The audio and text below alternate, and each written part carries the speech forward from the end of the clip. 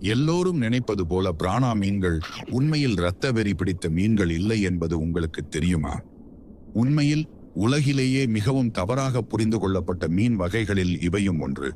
சில நொடிகளில் உடலை எலும்புக்கூடாக மாற்றிவிடும் என்றோ, கூட்டமாகச் சேர்ந்து மனிதர்களை தாக்கும் என்றோ இவற்றுக்கு இருக்கும் பெயர் வெறும் சினிமா கட்டுக்கதையே. ஆற்று டால்பின்கள், கேய்மன் முதலைகள் மற்றும் பறவைகள் போன்ற எதிரிகளிடமிருந்து தங்களை பாதுகாத்துக் கொள்ளவே இவைகள் கூர்மையான பற்களை கொண்டு கூட்டமாக திரிகின்றன. மனிதர்களை வேட்டையாடுவதற்காக அல்ல. உண்மையில் பெரும்பாலான பிரானா மீன்கள் ஆற்றுத் தாவரங்கள் மற்றும் பழங்களை சாப்பிடும் அனைத்துண்ணிகள்.